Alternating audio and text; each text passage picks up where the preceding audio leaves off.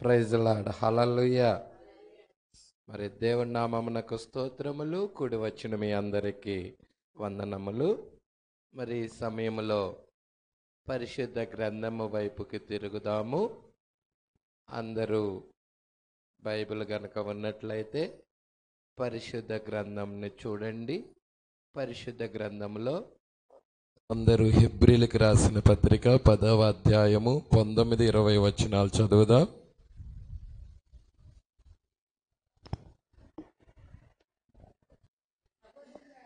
సహోదరులారా, యేసు మన కొరకు ప్రతిష్ఠించిన మార్గమున అనగా నూతనమైనదియు జీవము గలదియు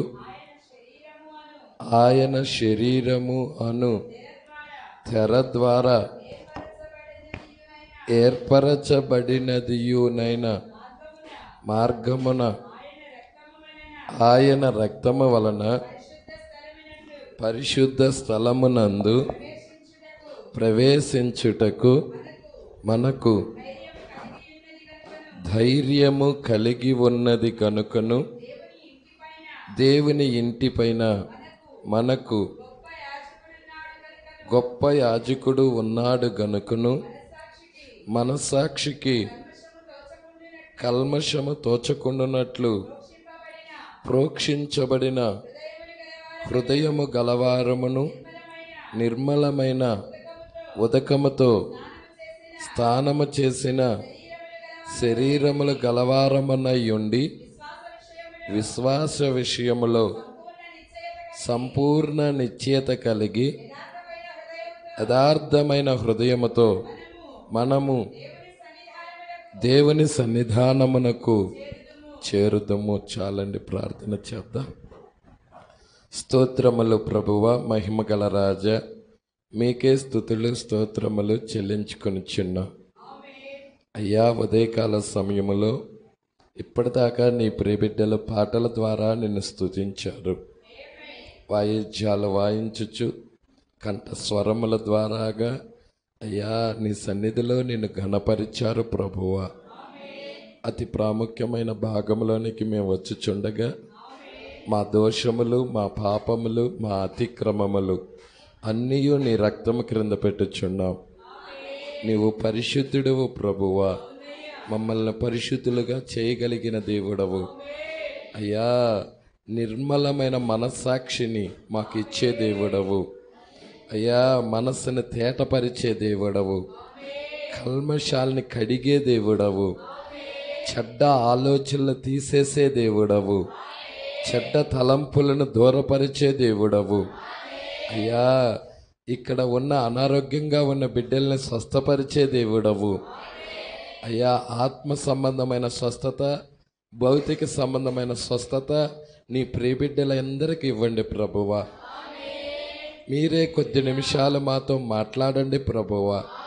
నీ మాటలు నిత్య జీవపు మాటలు, మరణములో నుండి జీవములోనికి దాటిస్తాయి అయ్యా. నిశ్చయముగా ఆ జీవం మాకు అవసరమై ఉన్నది.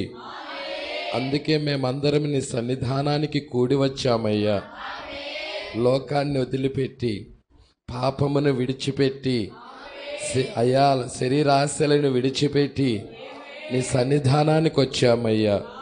నీతో నడవాలని, నీతో సహవాసం చెయ్యాలని హానోకు దేవుడితో నడిచినట్లుగా, చల్లబోట జాములో ఆదాము దేవునితో సహవాసం చేసినట్టుగా ఈ సాయంకాల సమయంలో కూడా ప్రభువా అయ్యా, దేవుడి యొక్క వాక్యము భూమి మీదకి వచ్చి ఉండగా ఆయన భార్య ప్రభువా ఆయనతో సహవాసం చేస్తా ఉన్నది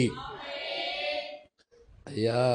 అస్తమయ సాయంకాల సమయంలో వెలుతురు కలుగును అన్నావు. ఇది అస్తమయ సాయంకాల సమయం. ఎందుకంటే నాయన సృష్టి మరలా నాయన పూర్వపు స్థితికి వెళ్ళబోతా ఉన్నది. తిరిగి మరలా మేము మొదటి స్థితికి వెళ్ళబోతా ఉన్నాము. అందుకే ప్రభువా సూర్యుడు తూర్పున ఉదయించి పశ్చిమాన ఎలాగ అస్తమిస్తాడో, అయ్యా నిజముగా ఇప్పుడు పశ్చిమాన ఉన్నాడు సూర్యుడు ప్రభువా, అన్యజనుల మీద ఉదయిస్తా ఉన్నాడు. ఆ అన్యజనుల మీద సూర్యుడి యొక్క వెలుగు పడతా ఉన్నది. పరిపక్వములోనికి తీసుకురండి ప్రభువా, నీ కృప మాకు తోడుగా ఉంచమని అడుగుచున్నాము. ఇక్కడున్న ప్రతి ఒక్క బిడ్డని జ్ఞాపకం చేసుకోమని, కొద్ది నిమిషాలు మీరే మాతో మాట్లాడమని, అయ్యా నీ కృప సమృద్ధిగా నీ ప్రియబిడ్డలైన మాకివ్వండి ప్రభువా. అయ్యా యోగ్యులము కాదు, నీ కృపకు పాత్రులుగా ఎంచబడినట్లయితే నీ ప్రియబిడ్డలను దాటెళ్ళద్దయ్యా, దర్శించమని అడుగుచున్నాం. నీ దర్శనం లేకపోతే మేము నశిస్తాం ప్రభువా. నీ దర్శనం మాకు అవసరమై ఉన్నది. నీ కృప సమృద్ధిగా నీ ప్రియబిడ్డలైన మా అందరికి ఇవ్వమని యేసుక్రీస్తు నామములో ప్రార్థన చేసి అడిగి వేడుకొనుచున్నాము. ఆమేన్. హల్లెలూయా, హల్లెలూయా. కూర్చుందాం, చక్కగా కూర్చోండి. కొద్ది నిమిషాలు మరి చిన్న వర్తమానం మనం ధ్యానం చేద్దాం. మరి హల్లెలూయా. మరి క్రీస్తులో దాచబడిన జీవం మనం చూస్తూ ఉన్నాం. మరి 26వ పేరా నుండి మనం చూడాలి. ఎన్నో పేర అండి? 26వ పేర. పోయిన వారము 25వ పేర వరకు చూసాము. ఈ వారము 26వ పేర. హల్లెలూయా. వంటగది చూసాము, అతిథి గది చూసాము, అదే విధముగా బెడ్రూమ్, హల్లెలూయా, విశ్రాంతి తీసుకునే స్థలం పడక గది కూడా చూసాము. అయితే ఇక్కడ కొంచెం ముందుకి 26వ పేర నేను చదువుతున్నాను, మీరు కూడా ఫాలో అవ్వండి. ఎక్కువ సమయం తీసుకోను, 45 నిమిషాలు 50 నిమిషాలు చిన్న వర్తమానం మీ ముందుకు తీసుకొని వస్తాను. మీరు జాగ్రత్తగా ఈ వర్తమానం గ్రహించాలని నేను కోరుతున్నాను. ప్రజలా, ఇక్కడ ఏమంటున్నాడంటే నా భారము సులువైనది. ఏమంటున్నాడు? నా భారము సులువైనది. హల్లెలూయా.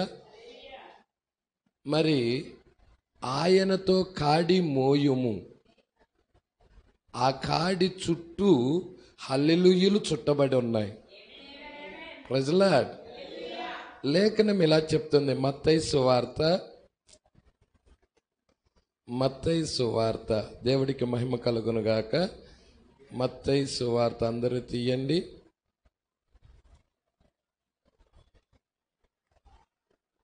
11వ అధ్యాయం 28.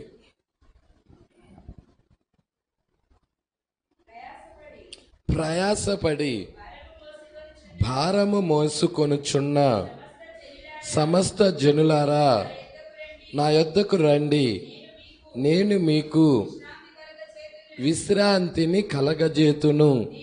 నేను సాత్వికుడను, దీన మనసు గలవాడును గనుక మీ మీద నా కాడి ఎత్తుకొని నా యొద్ద నేర్చుకొనుడి, అప్పుడు మీ ప్రాణములకు విశ్రాంతి దొరుకును. ఏలయనగా నా కాడి సులువుగాను నా భారము తేలికగాను ఉన్నది. చాలామందికి యేసుక్రీస్తుని నమ్ముకుంటే కష్టాలు వస్తాయి, శ్రమలు వస్తాయి, శోధనలు వస్తాయి. అమ్మా మరి అది చాలా భారం, అది ఆయన కాడి చాలా భారం అని చెప్తా ఉంటారు ప్రజలా. కానీ బైబిల్ చెప్తుంది ఆయన కాడి సులువు అని చెప్తుంది. నా కాడి సులువైనది, నా భారము కూడా తేలికైనది అంటుంది. ప్రజలా, విషయం ఏంటంటే సమీపించాల్సిన రీతిలో సమీపించటల్లా.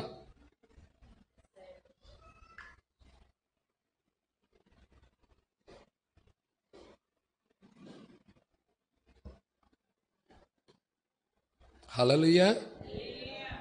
యేసుని సమీపించాల్సిన విధముగా సమీపించకపోవటం ద్వారాగా అది చాలా కష్టంగా కనపడుతుంది ప్రజలకి. భక్తి చేయటం చాలా కష్టంగా ఉంది. హల్లెలూయా. కానీ అది చాలా తేలికని బైబిల్ చెప్తుంది. హల్లెలూయా. చాలా ఈజీ, చాలా తేలిక. అంటే నువ్వు సమీపించే విధానం ఎలా ఉండాలంటే అది దేవుడు ఏర్పాటు చేసిన మార్గాన వెళ్ళాలి. ఆయన ప్రవేశపెట్టిన మార్గాన నువ్వు నడవాలి. అప్పుడు అది నీకు చాలా తేలికగా ఉంటుంది, ఈజీగా ఉంటుంది, భారం అనిపిది నీకు. ప్రజలా, మనము ఈ లోకంలో పుట్టాము. ఈ లోకంలో పుట్టినప్పుడు శరీరేచ్ఛల ద్వారాగా మనం ఈ లోకానికి వచ్చాము. అయితే మనము చాలా భారం మోస్తా ఉన్నాం, పాపం అనే భారం. ప్రజలా, అయితే ఆ భారం అంతటిని తీసేసి తేలిక చేసేదే వర్తమానమై ఉన్నది. ప్రజలా, ఈరోజు విడిచి పాపమును విడిచి రమ్మంటే మనాళ్ళు పాపాన్ని కూడా తీసుకొని వస్తారు. హల్లెలూయా.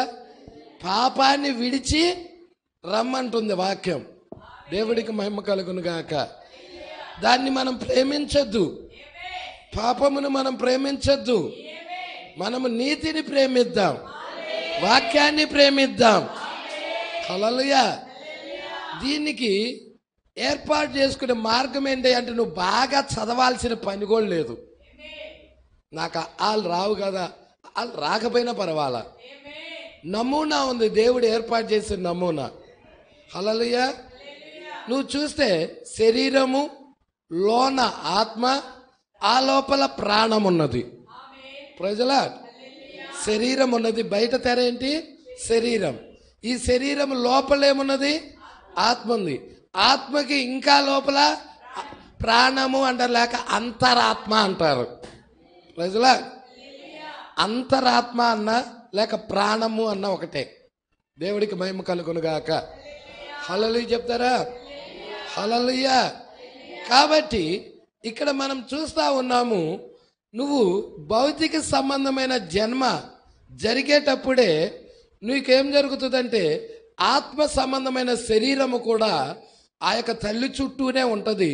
ఆ జన్మ జరిగేటప్పుడు తల్లి గర్భములో నుండి ఆ శిశువు వచ్చేటప్పుడే ఆ యొక్క తల్లి చుట్టూరా ఆ ఆత్మ సంబంధమైన శరీరం కూడా తిరుగుతూ ఉంటుంది.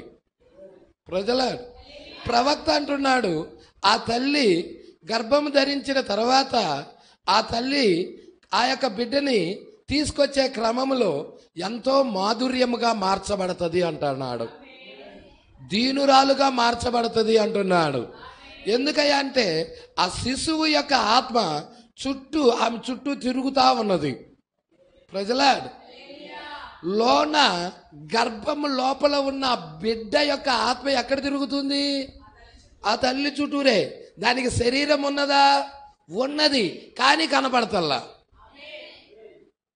గర్భిణీ స్త్రీలకి మీరు గర్భిణీ స్త్రీనే చూడగలుగుతారు, కానీ ఆ గర్భిణీ స్త్రీ చుట్టూరా లోపలున్న శిశువు యొక్క ప్రాణాన్ని, ఆ జీవాన్ని మీరు చూడగలుగుతున్నారా? బయట ఆ శరీరాన్ని చూడగలుగుతున్నారా? అది చూడటం లేదు. ప్రజల, ప్రవక్త ఏమంటున్నాడో తెలుసా? 5వ ముద్రలో నిన్న నేను చెప్పాను, ఆ పేరా తీసుకొని చదవమని చెప్పాను. అయితే మీరు ఇంటికి వెళ్ళినాక చదవండి, 449వ పేరా. అయితే ఇక్కడ ఏం జరుగుతుందయ్యా అంటే తల్లి ఎప్పుడైతే హల్లెలూయా ఆ బిడ్డకి జన్మనిస్తా ఉన్నదో, దేవుడికి మహిమ కలుగును గాక.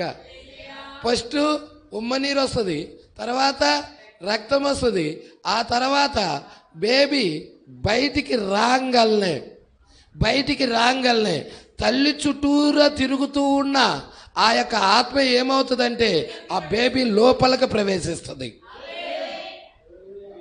ఆ శరీరం లోపలికి ప్రవేశిస్తుంది. అంటే తల్లి గర్భంలో ఉన్నప్పుడు ఆత్మ లేదా అంటే లేదు, అది మాంసపు ముద్ద. మరి అది ఎలా కండరాలు ఎదుగుతున్నాయి అంటే తల్లి ద్వారాగా జీవాన్ని తీసుకుంటా ఉన్నది. తల్లి ద్వారాగా ఆ యొక్క పేగు ద్వారాగా ఆ యొక్క కణాలన్నీ ఎదుగుతా ఉన్నాయి, పోషణ అంతా తీసుకుంటా ఉన్నది. ప్రజలా ఎంతమందికి అర్థమవుతా ఉన్నది? తల్లి గర్భము లోపల ఉన్న ఆ శిశువుకి ఆహారము తల్లి ద్వారాగా వెళతా ఉన్నది. అవునా కాదా? హల్లెలూయా. అయితే ఇక్కడ ఆత్మ సంబంధమైన శరీరం ఉన్నది. ఆత్మ సంబంధమైన ఈ శరీరము ఆ తల్లికి ఎప్పుడైతే ఆ భౌతిక సంబంధమైన దేహం బయటకు వస్తుందో ఆ దేహంలోకి ఇది ప్రవేశిస్తుంది. ప్రజలా అప్పుడు పిల్లవాడు కెవ్వని కేక పెడతాం చూస్తా ఉన్నాం. అందుకే శరీరం కేవలం నిష్ప్రయోజనమైనది, ఆత్మ మాత్రమే జీవింపజేయుచున్నది. హల్లెలూయా. అర్థమవుతుందా సంగమ? ఎంతమందికి అర్థమవుతుంది? హల్లెలూయా. అయితే ఇక్కడ మనం చాలా జాగ్రత్తగా చూస్తా ఉన్నాం. ఈ యొక్క శరీరం దేవుడికి మహిమ కలుగును గాక. హల్లెలూయా. ఈ ఆత్మ సంబంధమైన శరీరానికి ఏం కావాలి అంటే వాక్యపు శరీరం కావాలి. థియోఫనీ, వాక్యపు శరీరం కావాలి. అప్పుడే ఆ వ్యక్తి నిత్య జీవము కలిగి ఉంటాడు. హల్లెలూయా. అందుకే ఇక్కడ ఏమంటున్నాడో చూడండి, నా భారము సులువైనది, ఆయనతో కాడి మోయుము. ఆయనతో కాడి మోయమంటున్నాడు. ఆయన భారము సులువైనదే. హల్లెలూయా. క్రీస్తు నిమిత్తం నిందపడటానికి గొప్ప భాగ్యముగా ఎంచుకున్నాడు పౌలు. మరి క్రైస్తవ్యము నిమిత్తము, ఈ వాక్యము నిమిత్తము శ్రమ అనుభవించటానికి, శోధించబడటానికి, నిందించబడటానికి, అవమానించబడటానికి నువ్వు భాగ్యముగా ఎంచుకుంటావా? ప్రజల్లా పౌలు అంటున్నాడు, ఐగుప్తి ధనము నాకు అవసరం లేదు, ఆ లగ్జరీ మోషే అంటున్నాడు, ఐగుప్తి ధనము నాకు అవసరం లేదు, నాకు క్రీస్తు నిమిత్తము నింద గొప్ప భాగ్యం అని ఎంచుకుంటున్నాడు. ప్రజలా అపోస్తలుడైన పౌలు గారు కూడా భూమి మీద నాకు ఏవేవి లాభకరములైనవో వాటి కొరకు నేను పరిగెత్తటల్లా, వాటిని సంపాదించుకోవాలనుకోవటల్లా, వాటిని కూర్చుకోవాలనుకోవటల్లా, వాటన్నిటిని నేను పెంటతో సమానంగా ఎంచుకుంటున్నా, నష్టముగా ఎంచుకుంటున్నా. నాకు అవి కాదు కావలసింది, నాకు కావలసింది ఒకటి ఉన్నది, నిత్య జీవమై ఉన్నది, థియోఫనీ అయి ఉన్నది. దాని కొరకు నేను పరిగెత్తుతున్నాను. ఈరోజు నీ పరుగు దేని మీద ఉండాలి? వాక్యం కొరకు పరిగెత్తాలి. భుక్తి కోసం లగేయటం కాదు, లేకపోయినా కానీ వాక్యమే కావాలని, ఆ నిత్య జీవమే కావాలని ఎప్పుడైతే నీవు ఆ విధముగా సిద్ధపడి తీర్మానం చేసుకుంటావో ఆ దేవుడు అక్కడ సంచరిస్తాడు. షడ్రకు, మేషకు, అబేద్నెగోలు చూడండి, వాళ్ళ మీదకి తీర్పు వస్తా ఉన్నది. వారు కొద్ది సమయంలో వాళ్ళు అగ్నిగుండంలో వేయబడుతున్నారు. అయినా కానీ ఆ దేవుణ్ణి మేము విడిచిపెట్టాం. మాకు ఆయనే కావాలి, ఆ వాక్యమే కావాలి.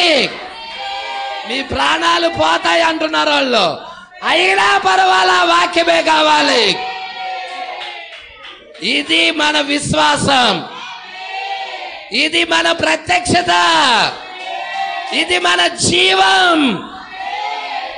ప్రజలా మా ప్రాణం పోయినా ఇష్టమేనయ్యా, పోతే పోని ప్రాణం, నాకు ఆయన నిత్య జీవము కావాలి, ఆయన వాక్యము కావాలి. మొదటి ప్రిఫరెన్స్ నువ్వు ఇచ్చినప్పుడే నీ బ్రతుకులో నీకు మేలది.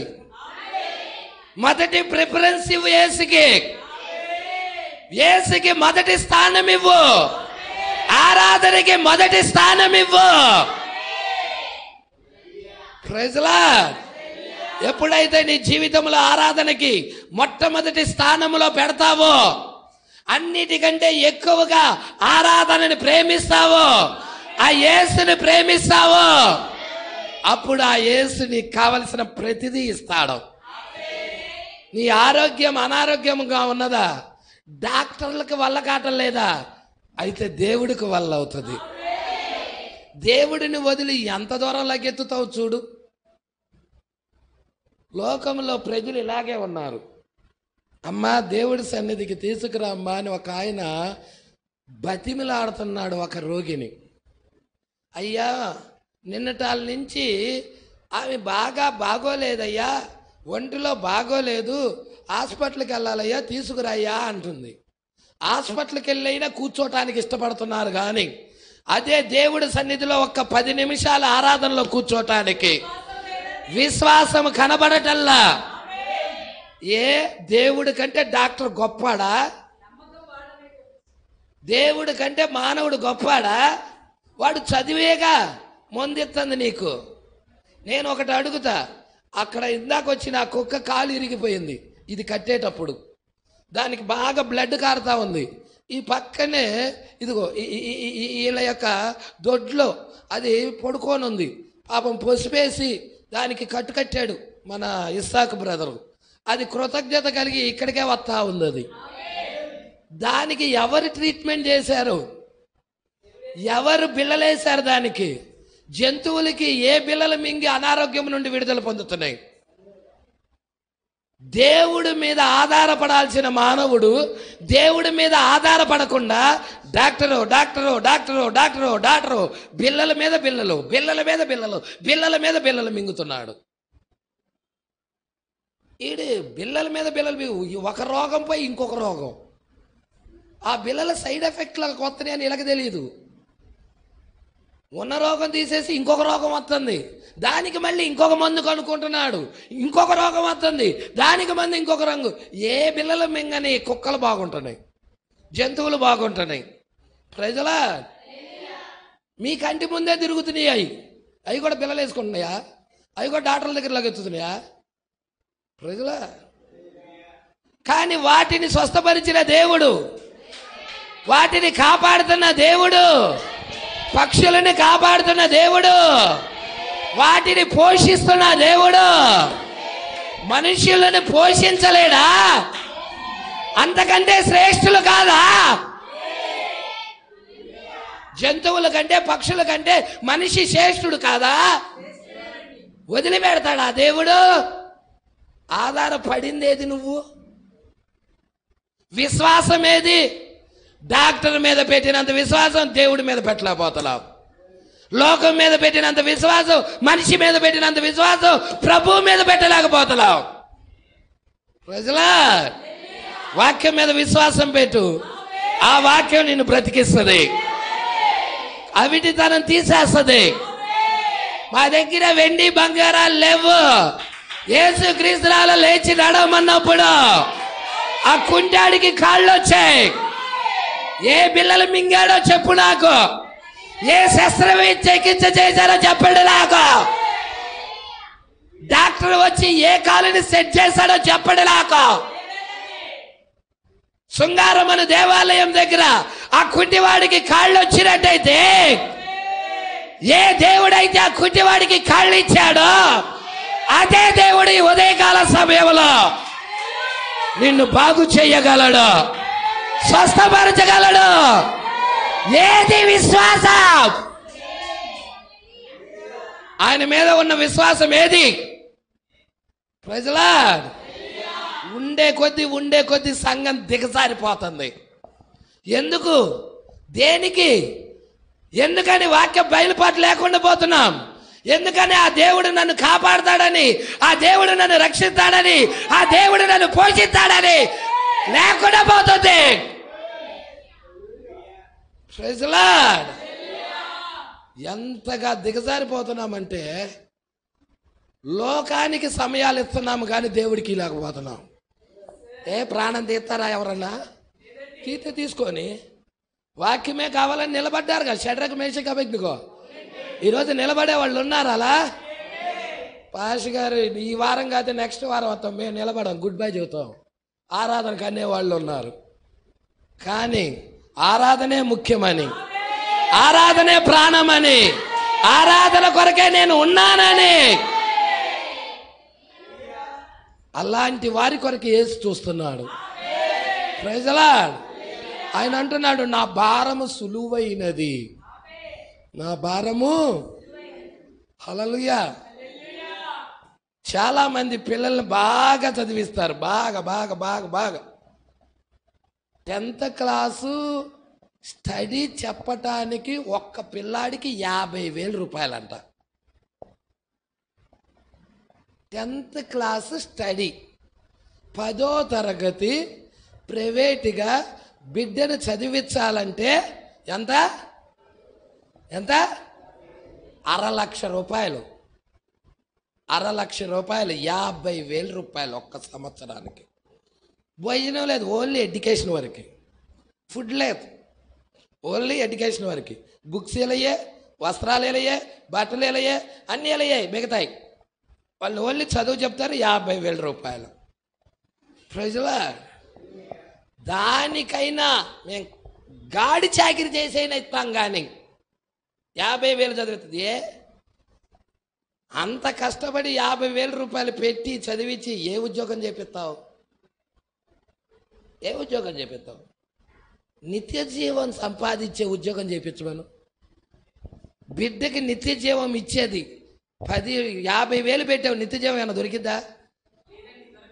దొరికిద్దా? హల్లెలూయా. 10th క్లాస్కి ఆ చదువుకి ఇచ్చిన ప్రిఫరెన్స్ కూడా ఇవ్వటల్లా దేవుడికి. చదువుకి ఇచ్చిన ప్రిఫరెన్స్, డైలీ యూనిఫామ్ వేసుకుంటాడు, టై కట్టుకుంటాడు, వేళకి టయానికి ముందే వెళ్ళిపోయి అటెండ్ వెళ్తున్నారు. కానీ దేవుడి సన్నిధికి ముందుకు రావడానికి ఏమైంది? దేవుడి సన్నిధికి రావటానికి ఏమైంది? ముందే. హల్లెలూయా. దానికి అంత పంచివాల్టి డబ్బులు కట్టేలా క్యూలో నిలబడుతున్నాం. ఇది ఏ డబ్బులు కట్టేలేదే.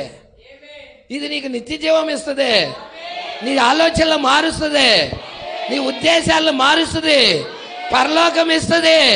మరి ఇక్కడికి రావడానికి ఎందుకు నీకు ఇబ్బంది?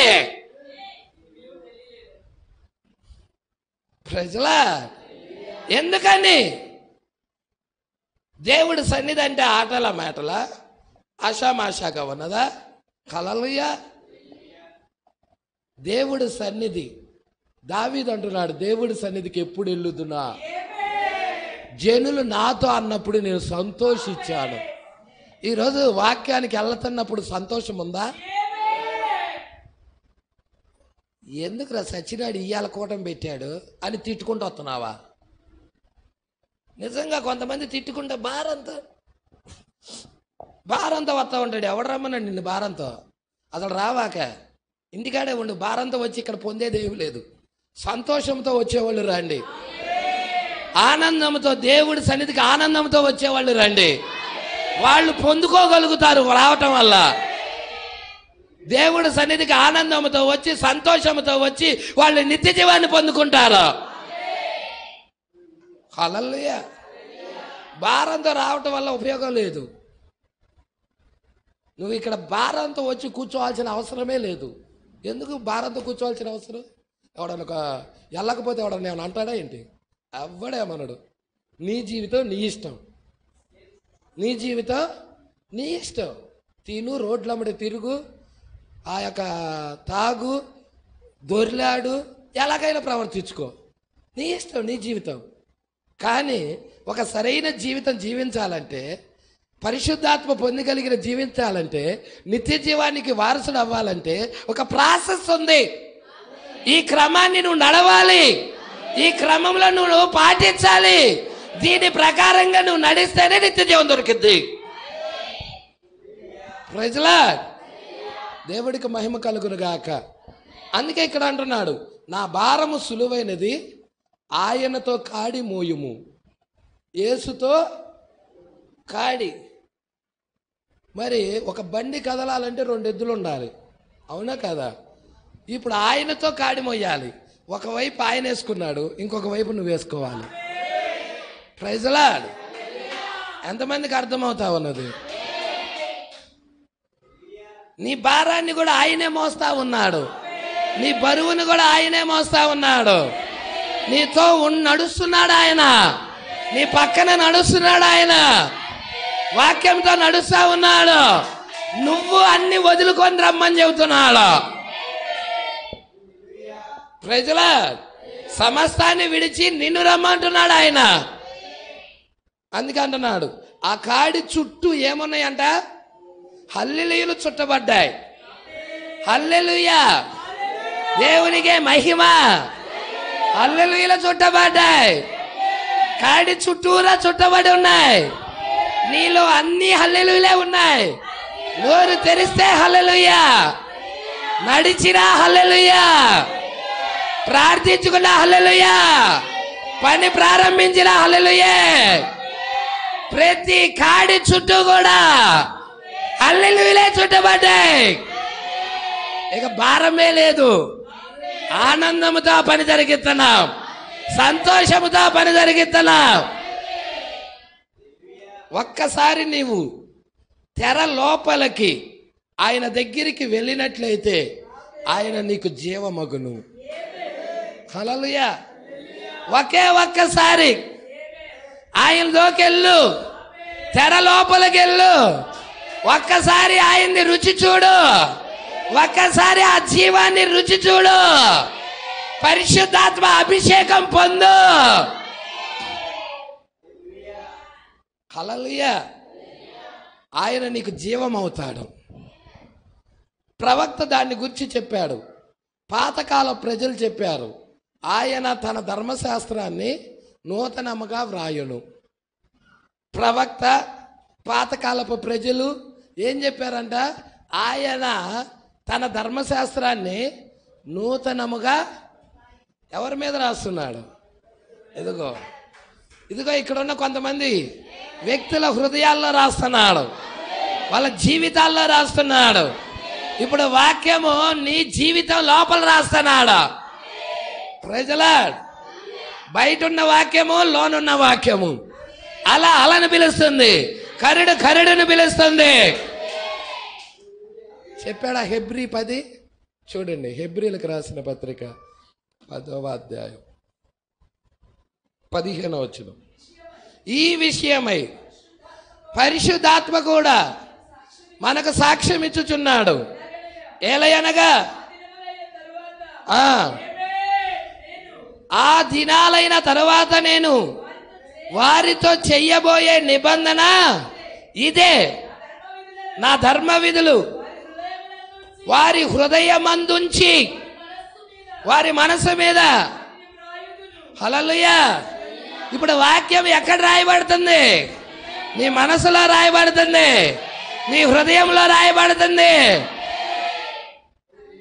దీనికి ఏమన్నా చదువు కావాలా? ఆల్ రైట్, ఆయన పుట్టేటప్పుడే రాసి పంపించేశాడు. హల్లెలూయా. అందుకే ఇక్కడ అంటా ఉన్నాడు, చాలా జాగ్రత్తగా గమనిద్దాం. నూతనముగా వ్రాయును, ఆయన వారి హృదయములో వాటిని పెట్టును. హృదయం లోపల వాక్యాన్ని పెట్టేసేసాడు. ఎందుకు? మోసగించబడకూడదని, దేవుడిని ఆరాధించాలని. హల్లెలూయా. ఇప్పుడు సీనాయి పర్వతం కర్తవ్య స్థానం. పాత నిబంధనలో సీనాయి పర్వతం దగ్గర ఏమి ఇవ్వబడిందో చెప్పండి? ధర్మశాస్త్రం ఇవ్వబడినది. మొదటి నిర్గమములో మోషే ధర్మశాస్త్రం ఇచ్చాడు సీనాయి పర్వతం దగ్గర. అవునా కాదా? ధర్మశాస్త్రం ఇవ్వబడినది. ఇప్పుడు ధర్మశాస్త్రం ప్రకారంగా ఎవ్వరూ నీతిమంతుడుగా ఎవడన్నా ఉన్నాడా? అందుకు ఆయనే ధర్మశాస్త్రాన్ని నెరవేర్చి ఆయన బిడ్డల్ని నీతిమంతులుగా చేయడానికి, ఎవడు ధర్మశాస్త్రం ప్రకారం జీవించలేడని ఆయనే నెరవేర్చి ఇక దాన్ని కొట్టేసేసాడు. కొట్టేసి ఇంకొకటి ఇస్తున్నాడు, నిబంధన నూతనమైనది ఇస్తున్నాడు. అది ఎక్కడ ఇస్తున్నాడంటే కల్వరి దగ్గర ఇస్తున్నాడు. కల్వరిలో ఇస్తున్నాడు. ఏంటి అది?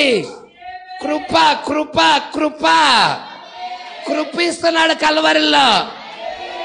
ఇప్పుడు ధర్మశాస్త్రం ద్వారా కాదు నువ్వు నీతిమంతుడివి, ఆయన కృప ద్వారాగా నీతిమంతుడిగా తీరుస్తున్నాడు. ఇక నువ్వేం చెయ్య అవసరంలా, ఆయన నమ్మితే చాలు, ఆయన విశ్వసిస్తే చాలు, ఆయనకి సమయాన్ని ఇస్తే చాలు, ఆయనకి మొదటి స్థానం ఇస్తే చాలు, అన్నీ ఆయన చూసుకుంటాడు. అన్నీ ఆయన చూసుకుంటాడు. సీనాయి పర్వతం ధర్మశాస్త్రం అంటే ఏం చేస్తుంది అంటే పాపం అంటే ఏంటో తెలియజెప్తుంది. ఇది చేస్తే తప్పు, ఇది చేస్తే పాపం, హల్లెలూయా అని అక్కడ 10 ఆజ్ఞలు ఇవ్వబడ్డాయి. అర్థమవుతుందా?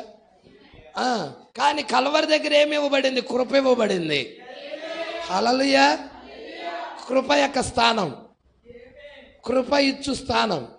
ప్రజలు ఏం కోరుతున్నారంటే సీనాయి పర్వతాన్నే కోరుతున్నారు. హల్లెలూయా. సీనాయి పర్వతం దగ్గర నివసించుడికి ఇష్టపడుతున్నారు ప్రజలు. సీనాయి పర్వతం దగ్గర నివసించడానికి ఇష్టపడుతున్నారు అందరూ. దాన్ని విడిచి ఎక్కడికి రావాలంటే కల్వరి దగ్గరికి రావాలి, కృప దగ్గరికి రావాలి, కల్వరి స్థానం దగ్గరికి రావాలి. Praise the lord. సీనాయి పర్వతాన్ని విడిచి కల్వరి పర్వతం దగ్గరికి రావాలి. ఎంతమంది రావడానికి ఇష్టపడుతున్నారు? హల్లెలూయా. ఇప్పుడు చూద్దాం, చాలా జాగ్రత్తగా పట్టుకోండి. ప్రజలు ఇంకా సీనాయి పర్వతం దగ్గర నివసించుటకు ఇష్టపడుచున్నారు. నేను సంగమునకు హాజరైనచో చాలయ్యా, ఆదివారం వెళ్ళి సంఘానికి అటెండ్ అయితే చాలు, అది ఇంకా సీనాయి పర్వతమే. సంఘానికి ఒకవేళ నేను కానుకలు చెల్లిస్తే, ఏదో మొక్కుబడిగా ఆదివారం వెళ్ళి ఒక కానుకేస్తే చాలు, అది ఇంకా సీనాయి పర్వతమే. ఒకవేళ నేను ఫలానా పని లేక ఫలానా పని చేసినట్లయితే అది ఇంకా సీనాయి పర్వతమే. హల్లెలూయా. ఒకవేళ నేను దీనిని విడిచిపెట్టినట్లయితే, ఈ తాగుడిని విడిచిపెట్టినట్టయితే, ఈ లోకాన్ని విడిచిపెట్టినట్టయితే, ఈ మందుని విడిచిపెట్టినట్టయితే, ఈ వ్యభిచారాన్ని విడిచిపెట్టినట్లయితే అది ఇంకా సీనాయి పర్వతమే. Praise the Lord. కృప దగ్గరికి ఇంకా రాలా వ్యక్తి. కృప దగ్గరికి వచ్చాడని గుర్తేంటయ్యా అంటే అతనిలో యేసు నివసిస్తాడు. హల్లెలూయా. మొక్కుబడి భక్తి పోతాయి. ఇక ఒకటిలాగా అనుకుంటాడు, అయ్యా నా పిల్లకి పసికిళ్ళు అయినాయి అయ్యా, లేకపోతే కడుపులో నొప్పి వస్తుంది అయ్యా, 5 వారాలు దేవుడి సన్నిధికి రావడానికి మొక్కుకుంటున్నా. దేనికి? పసికిళ్ళు తీసేస్తే, లేకపోతే ఆ కడుపులో నొప్పి తీసేస్తే 5 వారాలు తర్వాత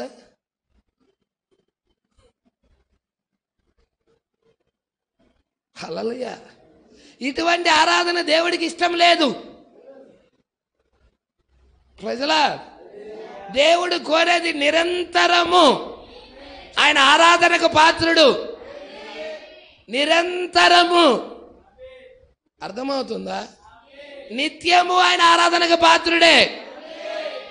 నీ జీవితంలో ఆయనకు చోటు ఇవ్వాలి, నీ హృదయంలో ఆయనకి చోటు ఇవ్వాలి, ఆరాధనకి మొదటి స్థానం ఇవ్వాలి. ఒంట్లో బాగోపోయిన డాక్టర్ దగ్గరికి లగెత్తుతాడు, కానీ ఒంట్లో బాగోపోతే మందిరానికి లగేసేవాడిని ఎవరన్నా చూద్దామేమో అనుకుంటా. నిజం. మీరు గమనించారో లేదో, నేను నిజం చెప్తున్నాను. ఒంట్లో బాగోక జ్వరంతో ఉండి కూడా ప్రసంగం చేసి హీలింగ్ అయ్యా. ఆ దేవుడు స్వస్థపరిచాడు. ఏ టాబ్లెట్ కూడా వేసుకోవాలా. వాక్యము బోధిస్తా ఉండినప్పుడే స్వస్థత వచ్చేసింది. వాక్యము వింటా ఉన్నప్పుడే స్వస్థత వచ్చేసింది. ఎందుకంటే వాక్యమే దేవుడు. ఆ వాక్యం వింటున్నప్పుడు అపవిత్రాత్మ వెళ్ళిపోతుంది అంతే. Praise the Lord. దేవా స్తోత్రం. కాబట్టి ఏమంటున్నాడో చూడండి. ఒకవేళ నేను దీనిని విడిచిపెట్టినట్లయితే లేక దాన్ని ఆపినట్లయితే అది ఇంకా సీనాయి పర్వతమే. దేవుడు ఏం కోరుతున్నాడు? సీనాయి పర్వతం దగ్గర ఉండమంటున్నాడా? దాన్ని విడిచి ముందుకు సాగాలి.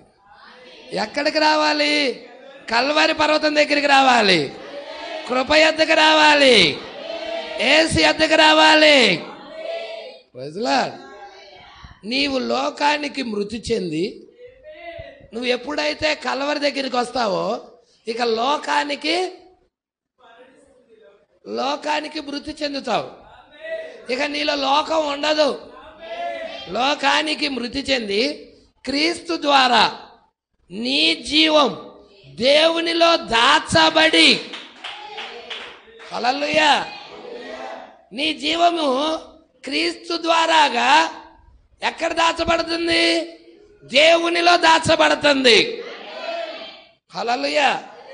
లోకంలో మృతి చెందుతున్నావు. ఎలాగా మృతి చెందుతున్నావు?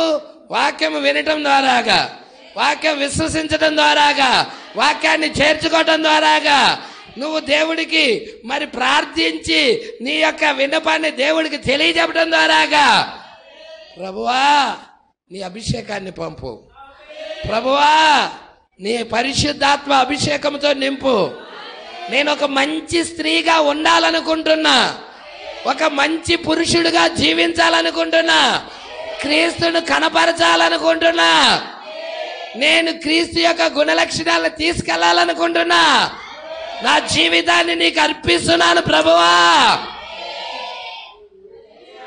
ఎప్పుడైతే అలాగా ప్రతిష్ఠ చేసుకుంటున్నావో, ఎప్పుడైతే నీ జీవితంలో ఆయనకి స్థానాన్ని కల్పిస్తున్నావో, ఏం జరుగుతుందో చూడండి. ఇక్కడ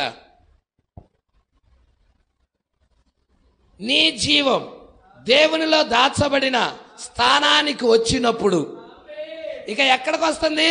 దేవునిలో దాచబడిన స్థానానికి. నీవు పరిశుద్ధాత్మ ద్వారా ముద్రించబడి నీ క్రైస్తవ జీవితం అంతయు గొప్ప మహిమకరమైన జయోత్సవముగా మారుతుంది. నీవు అనుదినము ఆయనలో దాచబడి ఉన్నావు. ఇక నీ క్రైస్తవ జీవితం అంతా గొప్ప జయోత్సవముగా, హల్లెలూయా, మహిమకరంగా ఎంతగా మారుతుందండి. నువ్వు పలకటమే. మోషే పలికాడు, ఎర్ర సముద్రం పాయలైంది. యెహోషువ పలికాడు, సూర్యుడు చంద్రుడు ఆగిపోయాడు. అవునా కదా? హల్లెలూయా. మహిమకరంగా మార్చబడిందా లేదా? అలాంటి స్థానానికి దేవుడు నిన్ను తీసుకెళ్లాలని ఇష్టపడుతున్నాడు. మరి నువ్వు రావటానికి సిద్ధంగా ఉన్నావా? ఎంతమంది రావటానికి సిద్ధంగా ఉన్నారు? ఎంతమంది లోకాన్ని వదిలిపెట్టేసి, పాపాన్ని విడిచిపెట్టేసి, ఆ యొక్క సీనాయి పర్వతం దగ్గర ఆగకుండా ముందుకే వెళ్ళటానికి, ఆ కల్వరి పర్వతం దగ్గరికి వెళ్ళటానికి, సమస్తము యేసేనని ఆయన అర్పించుకోవడానికి ఎంతమంది ఇష్టపడుతున్నారు? హల్లెలూయా. మనము గమనించినట్లయితే ఒక్కసారి ఆ స్థలంలో ప్రవేశించగలే. ఎప్పుడైతే ఆ అతి పరిశుద్ధ స్థలంలోకి ప్రవేశిస్తావో, దేవుడు నివసిస్తున్న ఆ స్థలంలో ప్రవేశిస్తావో, అతడు లోకము నుండి పూర్తిగా వేరైపోతాడు. ఏమవుతాడంట? లోకము నుండి పూర్తిగా వేరైపోతున్నాడు అతడు. Praise the Lord. పూర్తిగా లోకము నుండి వేరవుతాడు. ఇక్కడ లోకములో కోరికలు ఇల్లు లేవు. ఇతని లోపల పాపం అనేది చనిపోయింది. పాపము చచ్చిపోయింది కాబట్టి ఇక పాపానికి ఆకర్షితుడు అవ్వడు. మురికి తీసేయబడింది, దుర్నీతి తీసేయబడింది. ఇక దుర్నీతికి లోబడడు. Praise the Lord. మరి దేనికి? నీతికి సాధనముగా మార్చబడ్డాయి.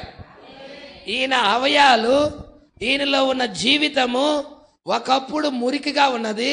యేసును సొంత రక్షకుడిగా తీసుకోవటం ద్వారాగా ఈయనలో ఉన్న అవయాలన్నీ మురికి అవయాలు కాక పరిశుద్ధ అవయాలుగా మార్చబడ్డాయి, నీతి అవయాలుగా మార్చబడ్డాయి. ఇప్పుడు చెడ్డ ఆలోచనలు లేవు మనసులో. హల్లెలూయా. ఒకప్పుడు చెడ్డ ఆలోచనలు ఉన్నాయి, ఒకప్పుడు చెడ్డ తలంపులతో ఉన్నాయి. కానీ ఇప్పుడు మంచి ఆలోచనలతో, మంచి ఉద్దేశాలతో, మంచి తలంపులతో. ఏది మార్చిందయ్యా? ఇదిగో అతి పరిశుద్ధ స్థలంలోకి వెళ్ళటం ద్వారాగా, క్రీస్తులోకి వెళ్ళటం ద్వారాగా లోకము నుండి వేరైపోయాను, పాపము నుండి వేరైపోయాను, అవినీతి నుండి వేరైపోయాను, మోసాల నుండి వేరైపోయాను. పరిశుద్ధమైన జీవితము కనపరచబడుతుంది. హల్లెలూయా. అందుకంటే లోకము నుండి పూర్తిగా వేరైపోతాడు. అతని చుట్టూ తెరలు వేయబడ్డాయి. ఏమేయబడ్డాయి? తెరలు. ఇక లోకం లోనకి రాకుండా, పాపం అనేది లోనకి రాకుండా చుట్టూ తెరలు వేయబడ్డాయి. మరియు దేవునిలో దాగున్నాడు అతడు.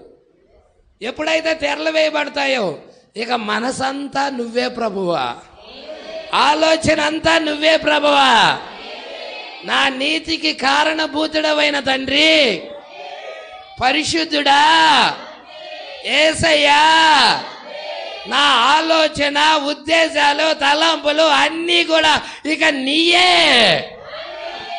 ఆయన ఆలోచనలే ఇక మన ఆలోచనలు అవుతాయి. ఆయన ఉద్దేశాలే మన ఉద్దేశాలు అవుతాయి. ఆయన తలంపులే మన తలంపులు అవుతాయి. ఇక యేసు తలంపులు నెరవేర్చడానికి ప్రయత్నిస్తావు. ఇక లోకం నెరవేర్చవు. లోకానికి తెరలేయబడ్డాయి. దేవునిలో దాగున్నాడు. ప్రతిదీ నిజంగా మహిమకరంగా ఉంటుంది. ఒక్కసారి ఆ స్థలంలో మనం క్రీస్తుతో కూడా దాచబడినప్పుడు సమస్తము మనకు నూతన కార్యముగా ఉంటుంది. Praise the Lord. సమస్తం ఎలా ఉంటుంది? నూతన కార్యముగా ఉంటుంది. మరియు ఈ స్థలంలోనే అహరోను యొక్క కర్ర పెట్టబడింది. ఆ ఎండిపోయిన కర్ర ఎప్పుడైతే ఆ అతి పరిశుద్ధ స్థలంలో పెట్టబడిందో, అవునా, ఎండిపోయిన జీవితాలు ఆ ఎండిపోయిన కర్ర చిగిరించినట్టుగా మోడైన జీవితాలు కూడా చిగిరిస్తాయి. మీకు తెలుసా, ఆ స్త్రీ, ఆ శారా ఎప్పుడైతే గొడ్రాలుగా ఉన్నదో ఆ అతి పరిశుద్ధ స్థలము యొక్క అభిషేకము ఆమెను తాకినప్పుడు, ఆ అతి పరిశుద్ధ స్థలం యొక్క అభిషేకం తాకినప్పుడు ఆ గొడ్రాలతనం వెళ్ళిపోయినది, ఆ మోడైన జీవితం వెళ్ళిపోయినది, సారవంతమైన జీవితం వచ్చినది, ఫలభరితమైన జీవితం వచ్చినది. హల్లెలూయా. ఎంతమందికి అర్థమవుతా ఉన్నది? ఎండిపోయిన కర్ర, అహరోను కర్ర ఎక్కడ పెట్టబడింది? ఈరోజు ఒక విశ్వాసి ఎక్కడికి వెళ్ళాలి? అతి పరిశుద్ధ స్థలానికి రావాలి. ఆ కర్ర అతి పరిశుద్ధ స్థలంలో పెట్టబడటం ద్వారాగా ఏమైంది? చిగురించింది. ఎండిన మోడు చిగురించింది. జీవమే లేదు దానిలో, జీవం వచ్చింది దానికి. మనకు కూడా అదే విధముగా లోకంలో ఉన్నప్పుడు జీవం లేదు, యేసు దగ్గరికి వచ్చినాగా, వాక్యంలోకి వచ్చినాగా మనము కూడా జీవం వచ్చినది. హల్లెలూయా.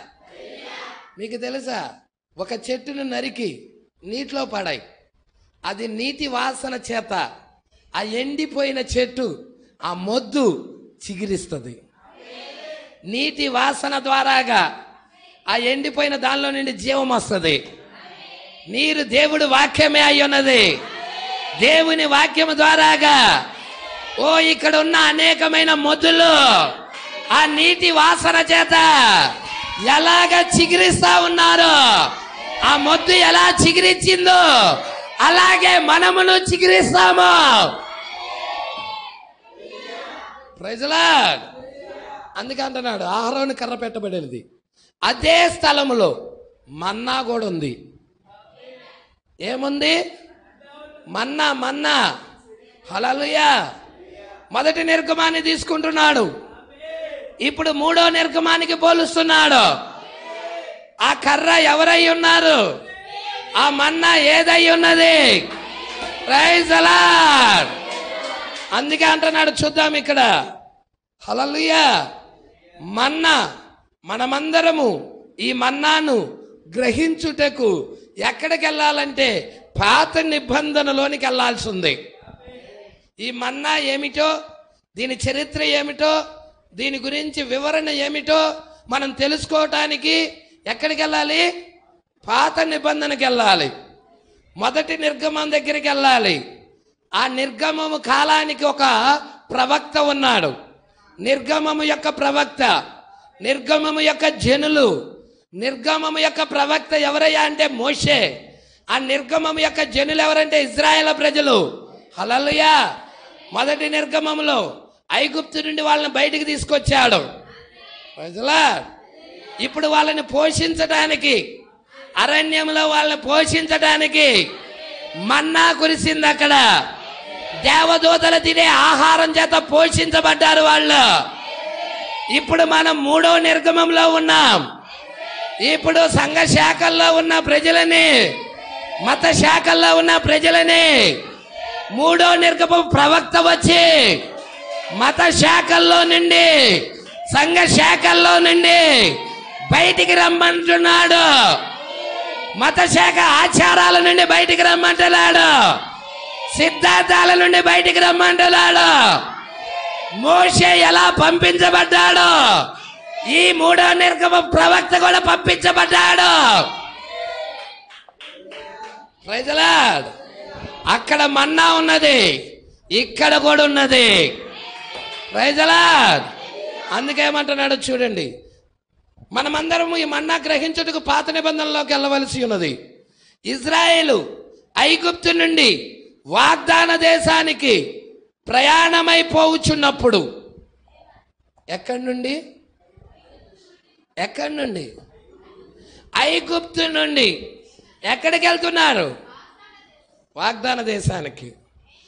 మనము కూడా ఇప్పుడు ఎక్కడి నుండి ఎక్కడికి ప్రయాణం అవుతున్నాం? 3వ నిర్గమం ప్రజలు ఉన్నారా? 3వ నిర్గమం ప్రజలు కూడా. హల్లెలూయా. ఇప్పుడు మనము కూడా యాత్రలో ఉన్నాం. మనము యాత్రలోనే ఉన్నది.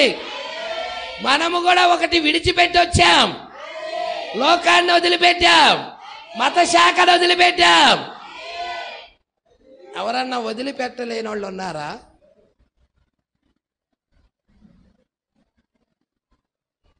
హల్లెలూయా. దేవుడికి మహిమ కలుగును గాక. లోకాన్ని ఐగుప్తు అంటే లోకం, ఐగుప్తు అంటే సంఘ శాఖ. 2 ఐగుప్తే. ఐగుప్తు అంటే లోకం, ఐగుప్తు అంటే సంఘ శాఖ, ఆచారాలన్నమాట. అందుకే ఇక్కడ అంటున్నాడు, ఐగుప్తు నుండి వాగ్దాన దేశానికి ప్రయాణమైపోతున్నప్పుడు వారిని పోషించుటకు మన్నా కురిసింది. హల్లెలూయా. వారిని పోషణ కొరకు మన్నా కురిసింది. ఈరోజు ఐగుప్తు నుండి వాగ్దాన దేశానికి ప్రయాణించుచున్న సంఘమునకు చక్కటి మాదిరిగా ఉన్నది. ఆ మొదటి నిర్గమం అనేది ఈరోజు ఐగుప్తుని విడిచి వాగ్దాన దేశానికి ప్రయాణమై వెళుతున్న మనకి చక్కటి మాదిరి. Praise the Lord. మనము వాగ్దాన దేశానికి ప్రయాణంలో ఉన్నామని మీరు నమ్ముచున్నారా? వాగ్దాన దేశం యొక్క ప్రయాణంలో ఉన్నామని నమ్ముచున్నారా? కానాను పరలోకానికి సాదృశ్యం కాదు. Praise the lord. కానాను పరలోకానికి సాదృశ్యము కాదు. కానాను దేనికి సాదృశ్యమయ్యా అంటే పరిశుద్ధాత్మక సాదృశ్యం. మీకు ఒకసారి నేను చూపించడానికి ఇష్టపడుతున్నా. అపోస్తుల కార్యం 2వ అధ్యాయం 37.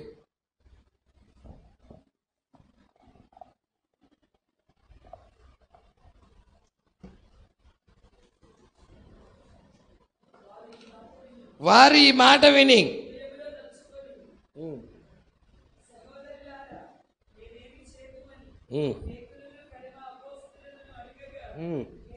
పేతురు, మీరు మారు మనసు పొంది పాప క్షమాపణ నిమిత్తం ప్రతివాడు యేసుక్రీస్తు నామమున బాప్తిజం పొందుడి, అప్పుడు మీరు పరిశుద్ధాత్మ అను వరము పొందుతారు. ఇదేంటది? వాగ్దానమై ఉన్నది. 2వ నిర్గమం ప్రజలతో మాట్లాడుతున్నాడు. ఈ వాగ్దానము మీకును మీ పిల్లలకు దూరస్తులందరికీ, అనగా ప్రభువైన మన దేవుడు తన యొద్దకు పిలిచిన వారందరికీ చెందునని. ఏంటి వాగ్దానం ఇప్పుడు చెప్పండి? పరిశుద్ధాత్మ అయి ఉన్నది. కానాను పరిశుద్ధాత్మకి సాదృశ్యమై ఉన్నది. ప్రజల మీకు అంటే ఇజ్రాయేల్ ప్రజలు, మీ పిల్లలు అంటే ఇజ్రాయేల్ పిల్లలు. ప్రజల దూరస్తులు అన్నాడు. మూడో నిర్గమంలో వస్తున్నారు. దూరస్తులు అంటున్నాడు. అన్యజనులై ఉన్నారు వాళ్ళు. హల్లెలూయా. మరి 2000 సంవత్సరాల వ్యవధిలో అన్యజనులకు కూడా వాగ్దానం, దూరస్తులకు కూడా వాగ్దానం ఏంటి? పరిశుద్ధాత్మ బాప్తిజం. ప్రజలా ఇదేనా వాగ్దానం? కానాను ఇప్పుడు దేనికి సాదృశ్యం? పరిశుద్ధాత్మకు సాదృశ్యం. ఇక్కడ ఏమంటున్నాడు చూడండి. ఏలయనగా కానానులో వారు యుద్ధాలు చేశారు. ప్రజలా పరలోకంలో మరి మనం పరలోకానికి వెళ్తాం. 3.5 సంవత్సరాల విందు జరుగుతుంది అక్కడ. ప్రజలా ఇక్కడ కానానులో ఏం చేశారు? యుద్ధాలు చేశారు. కానాను 1000 ఏండ్ల పాలనకు, ప్రజలా 1000 ఏండ్ల పాలనకు వెళ్ళే ముందు పరిపూర్ణ నడతకు సాదృశ్యముగా ఉన్నది. 1000 ఏండ్ల పాలనకి మనం వెళ్ళాలి. వెళ్ళే ముందు పరిపూర్ణమైన నడత. పరిశుద్ధాత్మ బాప్తిజం ఉంటేనే నువ్వు పరిపూర్ణంగా నడుస్తావు. పరిశుద్ధాత్మ బాప్తిజం లేకుండా నువ్వు నడవలేవు. అందుకే కానాను 1000 ఏండ్ల పాలనకు వెళ్ళే ముందు పరిపూర్ణ నడతకు సాదృశ్యముగా ఉన్నది.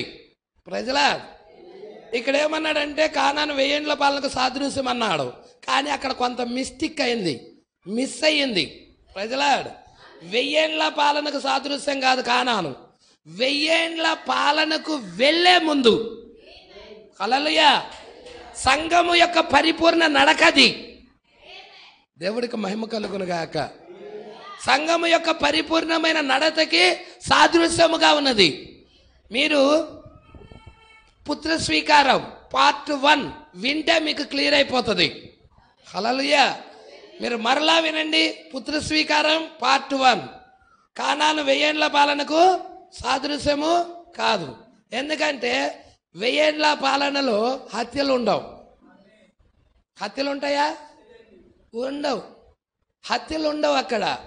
అది నీతి న్యాయాల పరిపాలన. కానానులో హత్యలు ఉన్నాయి, కానానులో చంపుకోటాలు ఉన్నాయి. అవునా కాదా?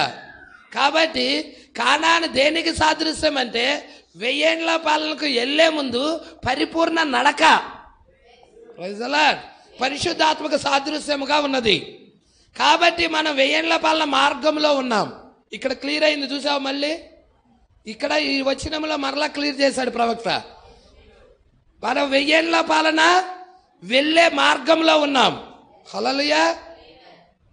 వారి ప్రయాణం అంతటిలో దేవుడు ప్రతి అవసరమును తీర్చునని వాగ్దానం చేసినట్లుగా ప్రతి అవసరం తీరుస్తాడు. వారి ప్రయాణం అంతటిలో ప్రతి అవసరము తీర్చునని దేవుడు ప్రతి అవసరం తీర్చునని వాగ్దానం చేసినట్లుగా ఇప్పుడు 3వ నిర్గమంలో ఉన్న మనము కూడా మన ప్రయాణం అంతటిలో కూడా ప్రతి అవసరాన్ని ఆయనే తీరుస్తాడు.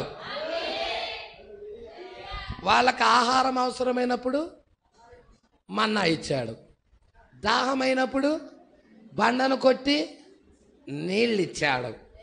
అవునా? వాళ్ళు అనారోగ్యముగా ఉన్నప్పుడు ఇత్తడి సర్పాన్ని ఎత్తాడు. అక్కడ సర్పకాటికి గురే చచ్చిపోతుంటే ఇత్తడి సర్పాన్ని ఎత్తాడు. యెహోవా రఫా, ఆయనే స్వస్థపరచువాడు. ప్రజల వాళ్ళకి మాంసం కావాలన్నప్పుడు పూరిళ్ళు ఇచ్చాడు. వాళ్ళ ప్రతి అవసరత తీర్చాడా లేదా? ఇప్పుడు మనం ఆ నిర్గమం ప్రజలమై ఉన్నాం. ఇప్పుడు సంఘశాఖ సహోదరుడు నిర్గమం ప్రజల్లోకి వస్తాడా? రాడు. ఈ వర్తమానం పట్టుకున్న వారు నిర్గమం ప్రజల్లోకి వస్తారు. మన ప్రతి అవసరాన్ని కూడా తీరుస్తాడు. అయితే వాగ్దాన దేశానికి వెళ్ళేది ఎంతమంది అంటే అక్కడ 20 లక్షల మంది బయలుదేరారు, ఇద్దరు వెళ్ళారు. ఇక్కడ కూడా చాలా మంది వర్తమానం పట్టుకొని బయలుదేరుతున్నారు.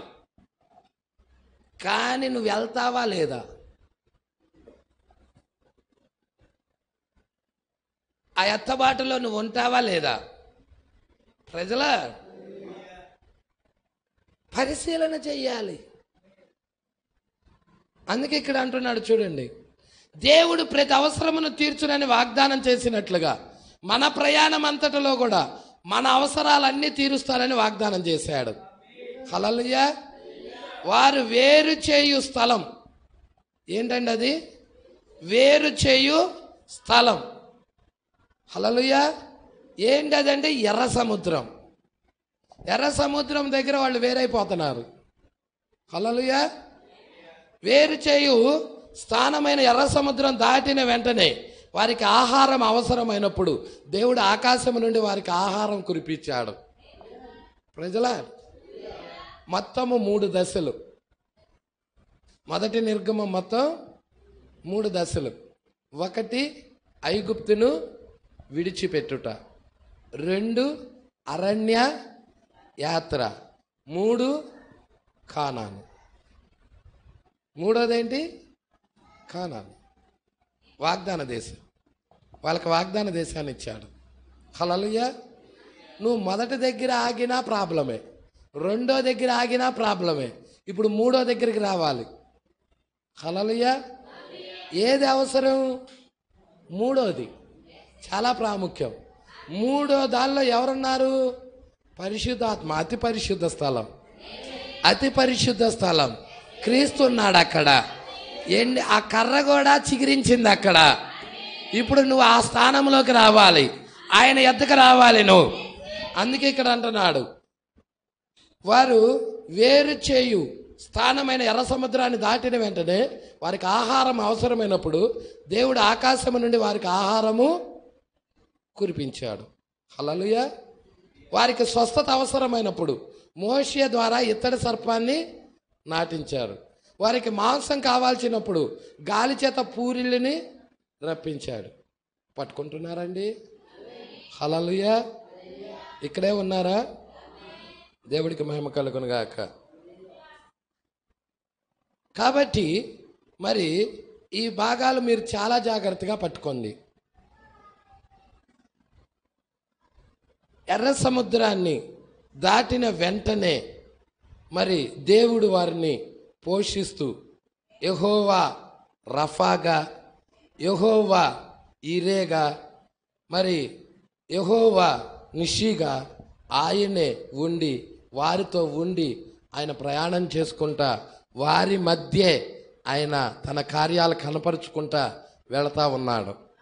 ప్రజలా, యెహోవా రఫా అంటే ఇక్కడ విమోచన నామాలు వస్తున్నాయి. ఇక్కడ విమోచన నామాలు వస్తున్నాయి. మీరు చూస్తే ఇవన్నీ కూడా మరి ఈ యాత్రలో ఆయన ఎలాగ వారిని పోషిస్తున్నాడో, ఎలాగ బలి కొరకు ఆయనే బలి పశువుని ఏర్పాటు చేసుకుంటున్నాడో మరి మీరు చూస్తే అబ్రహాం దగ్గర ఇస్సాకును బలిమన్నప్పుడు ఇస్సాకును మోరియా పర్వతం దగ్గరికి తీసుకెళ్ళిపోయి ఆడ బలిస్తుంటే గొర్రె పిల్లని ఎవరు చూసుకున్నారు? యెహోవా ఈరే, యెహోవాయే చూసుకున్నాడు. అర్థమవుతుందా? యెహోవాయే చూచుకున్నాడు. మరి ఆయనే యెహోవా రఫా అంటే ఆయనే స్వస్థపరిచే దేవుడు. ప్రజలా, మరి యెహోవా ఈరే బలిని యెహోవాయే అనుగ్రహించును. యెహోవా రఫా ఆయన స్వస్థపరచును, ఆయన ఎల్లప్పుడూ అనుగ్రహించును. ఇది సాయంకాలం చూద్దామండి. ఈ యొక్క లోతైన సంఘటనలు ఉన్నాయి ఇక్కడ. సాయంకాలం ఈ విషయాలన్నీ కూడా ధ్యానం చేద్దాం. 28, 29, మనము 30 ఈ వచనాల దాకా దేవుడి చిత్తమైతే ఈ 3 పేరాలు సాయంకాలం చూద్దాం. దేవుడు మాటలు దీవించి ఆశీర్వదించిన గాక. మనమందరం లేచి నిలబడదాం, ప్రార్థన చేసుకుందాం. ఇలాంటి వర్తమానాలు మీకు మరిన్ని అందుబాటులో ఉండాలంటే ఈ ఛానల్ని సబ్స్క్రైబ్ చేయండి. ఇంకా ఈ ఛానల్ని సబ్స్క్రైబ్ చేసుకుని వారు ఉన్నట్లయితే ఈ వీడియోలో చూపించిన విధంగా సబ్స్క్రైబ్ చేసుకోనండి. ఆమేన్.